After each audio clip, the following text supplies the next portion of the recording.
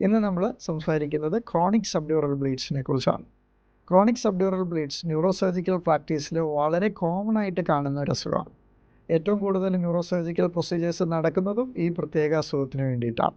സാധാരണഗതിയിൽ ഈ chronic subdural bleeds നമ്മൾ കാണുന്നത് പ്രായം കൂടിയ ആൾക്കാരിലാണ്.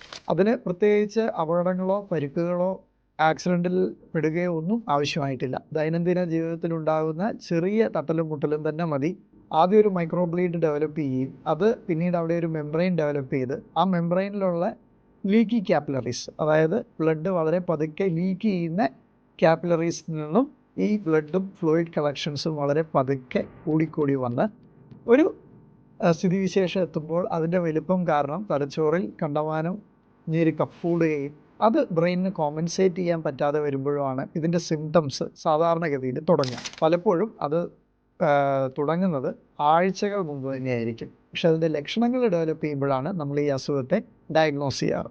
സാധാരണ പ്രായമായിട്ടുള്ള ആൾക്കാരിൽ മെമ്മറി ഇഷ്യൂസ്, അവരുടെ ബിഹേവിയറൽ ചേഞ്ചസ്, പിന്നെ യൂറിൻ കൺട്രോൾ ഉണ്ടാകുന്ന ബുദ്ധിമുട്ടുകൾ, പിന്നെ ഏതെങ്കിലും കൈക്കോ കാലിനോ ഉണ്ടാകുന്ന ബലക്കുറവുകൾ, സ്വഭാവത്തിലും പ്രതികരണത്തിലും ഉണ്ടാകുന്ന ഒരു സ്ലോനെസ്, ഇതൊക്കെയാണ് സാധാരണഗതിയിൽ ക്രോണിക് സബ്ഡ്യൂറൽ ബ്ലീഡിൻ്റെ സിംറ്റംസ് ആയിട്ടുണ്ടാവുക. ഇതൊക്കെ വാർദ്ധക്യ സഹജമായിട്ടുള്ള ഇഷ്യൂസ് ആണ് എന്ന് പറഞ്ഞ് നെഗ്ലക്റ്റ് ചെയ്യുന്നതിനേക്കാളും നല്ലത് ഇവാലുവേറ്റ് ചെയ്യുന്നത് തന്നെയാണ്. കാരണം എന്താ വെച്ചാൽ ക്രോണിക് സബ്ഡ്യൂറൽ ബ്ലീഡ് കൃത്യമായ സമയത്ത് ഐഡൻറ്റിഫൈ ചെയ്യുകയും അതിൻ്റെ ട്രീറ്റ്മെൻറ്റ് നമുക്ക് വേണ്ട രീതിയിൽ എടുക്കുകയും ചെയ്തു കഴിഞ്ഞാൽ അബ്സല്യൂട്ട്ലി ആൻഡ് കംപ്ലീറ്റ്ലി റിവേഴ്സ് ചെയ്യാൻ പറ്റുന്ന ഒരു ഡിസീസ് പ്രോസസ്സാണ്.